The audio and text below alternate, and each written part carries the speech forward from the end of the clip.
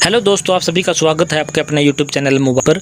आज हम इस वीडियो के माध्यम से आपको बताने वाले हैं कि जो हर छात्रवृत्ति नाम का आपका पोर्टल रहने वाला है, उस पर स्कॉलरशिप लेने के लिए आप जब ऑनलाइन एप्लीकेशन आप आवेदन करते हो, जो कि आईटीआई और कॉलेज में पढ़ने वाले विद्यार्थी हैं जो उसको अप्लाई करते हैं, उनको क्या क्या डॉक्यूमेंटों की ज़रूरत रहने वाली है। इस वीडियो के माध्यम से आपको संपूर्ण जानकारी दी जाएगी कि आपको कौन कौन से हैं जो कागज़ तैयार करने हैं और उनका साइज़ आपने किस प्रकार से तैयार करना है। इससे पहले हमने इस पोर्टल पर अपने आप को रजिस्ट्रेशन किस प्रकार से करना है उसका एक वीडियो बनाकर हमने ऑलरेडी अपलोड कर दिया है। उसका लिंक आपको वीडियो के डिस्क्रिप्शन बॉक्स में या फिर आई बटन में मिल जाएगा। और जो आज की वीडियो है, इसके बाद एक वीडियो हम आपको लिए लेकर आएंगे कि आपने हर छात्रवृत्ति पोर्टल पर स्कॉलरशिप के लिए आपने आवेदन किस प्रकार से करना है। आवेदन करने से पहले डॉक्यूमेंट जरूर तैयार करना बहुत ही ज़रूरी है, इसलिए हम आपको इस वीडियो के माध्यम से डॉक्यूमेंटों के बारे में जानकारी प्रदान करने वाले हैं। तो सबसे पहले आपको जो डॉक्यूमेंट की ज़रूरत रहने वाली है वो होता है स्टूडेंट इमेज, यानी कि विद्यार्थी का जो फोटो है वो आपको अपलोड करना होता है और उसका जो साइज़ आपने रखना होता है वो 50 KB का उसका साइज़ रखने वाला है। और उसका जो फॉर्मेट है JPG या फिर PNG साइज, जो उसका जो फॉर्मेट आप रखने वाले हो। इसके बाद उसको अपलोड करना होता है स्टूडेंट सिग्नेचर, यानी कि विद्यार्थी का सिग्नेचर अपलोड करना होता है और उसका मैक्सिमम साइज़ है जो आपने रखना है 20 KB रखना है और उसका भी फॉर्मेट आपने JPG या फिर PNG फॉर्मेट में ही इसको रखना होता है। इसके बाद बात कर लेते हैं कि इस पर आपको अपलोड करना होता है परिवार पहचान पत्र, यानी कि अपनी फैमिली ID का।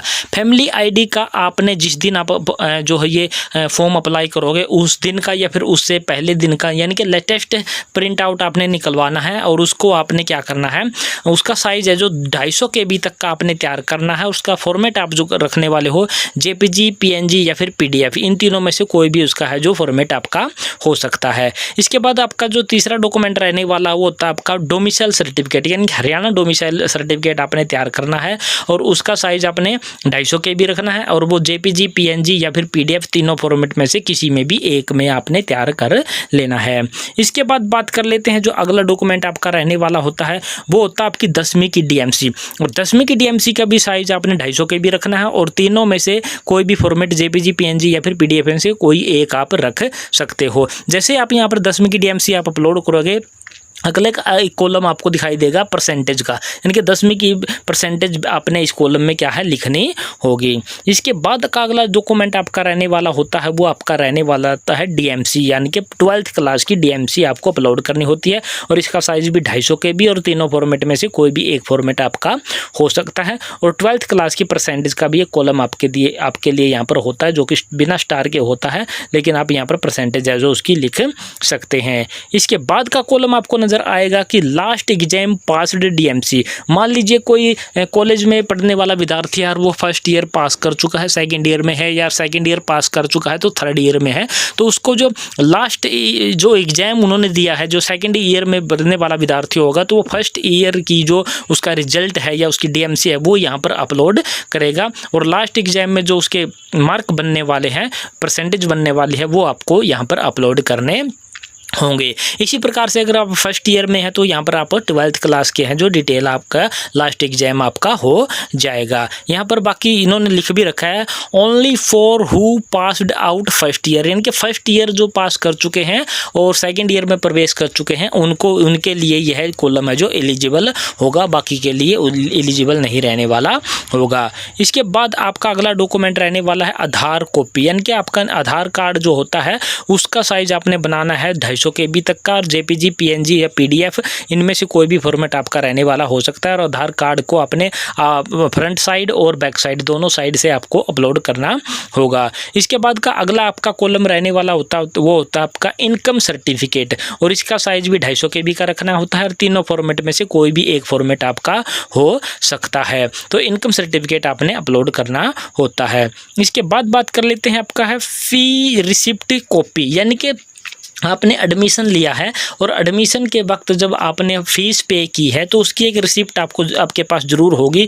अगर आपने ऑनलाइन पे की है तो ऑनलाइन रिसिप्ट भी उसकी निकल कर आती है और उसका साइज़ भी आपने क्या रखना है 250 KB का रखना है। PNG, JPG या फिर PDF फॉर्मेट इनमें से कोई भी आपका हो सकता है। तो यानी कि फ़ीस रिसिप्ट कॉपी चढ़ानी आपने बहुत ही ज़रूरी होती है। इससे अगला आपका डॉक्यूमेंट होता है वो होता है आपका कास्ट सर्टिफिकेट और कास्ट सर्टिफिकेट का साइज़ भी आपने 250 KB का ही रखना है, 250 KB से नीचे का ही रखना है और उसका फॉर्मेट है PNG, JPG या फिर PDF, इनमें से कोई भी आपका हो सकता है। इसके बाद बात कर लेते हैं आपका जो अगला जो डॉक्यूमेंट रहने वाला होता है वो होता है Aadhaar seeded document received from bank, यानी कि आपने यहाँ पर डायरेक्टली बैंक की पासबुक अपलोड नहीं करनी है। एक फॉर्मेट होता है जो कि बैंक की तरफ से इशू किया जाता है और उसमें लिखा होता है आपका बैंक अकाउंट नेम, आपका खुद का नेम, IFSC कोड और आपका आधार नंबर, और उसमें स्टैंप लगा कर देते हैं बैंक वाले कि इनका है जो इस अकाउंट में यह वाला आधार कार्ड है जो इसमें जुड़ा हुआ है, सीडेड हुआ है, तो वो स्टैंप लगा करके दे देते हैं वो फॉर्मेट। और वो उसका साइज़ आपने 250 KB का है जो, या 250 KB तक का साइज़ आपने तैयार करना है और JPG, PNG या फिर PDF फॉर्मेट में आपको यह अपलोड करना होगा। और इसके सामने आपको यहाँ पर दिखाई दे रहा होगा चेक आधार बैंक लिंकिंग स्टेटस हेयर। अगर आपको कन्फर्म नहीं है कि आपका बैंक अकाउंट है जो आधार कार्ड के साथ जुड़ा हुआ है या फिर नहीं जुड़ा हुआ है, तो आप इस लिंक पर क्लिक करके है जो अपना है जो आधार कार्ड बैंक के साथ जुड़ा है या नहीं वो भी चेक कर सकते हैं। इसके बाद का अगला डॉक्यूमेंट आपका रहने वाला हो सकता है if father has died, father death certificate in case BC category.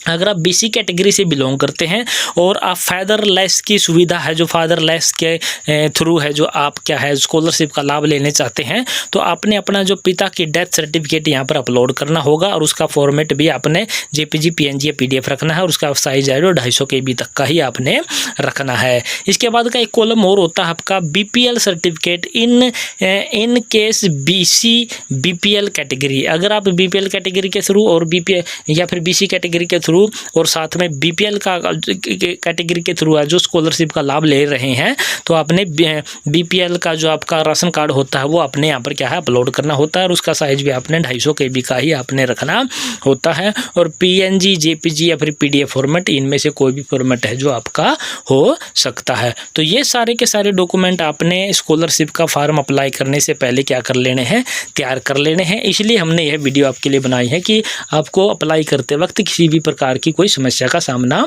ना करना पड़े। इससे अगले वाली वीडियो में हम आपको है जो हर छात्रवृत्ति के पोर्टल पर स्कॉलरशिप का फॉर्म आपने किस प्रकार से अप्लाई करना है उसके लिए पूरी प्रोसेस है जो हम आपको करके दिखाएंगे और इससे पहले अपने डॉक्यूमेंट तैयार कर लेने हैं। तो ये थी पूरी जानकारी दोस्तों और आशा करते हैं हमारे द्वारा दी गई जानकारी आपको पसंद आई होगी। पसंद आई तो हमारे चैनल को आपने क्या कर देना, सब्सक्राइब कर देना है। सब्सक्राइब के साथ साथ वीडियो को अपने दोस्तों मित्रों के साथ आपने साझा जरूर कर देना है। तो जय हिंद, जय भारत दोस्तों।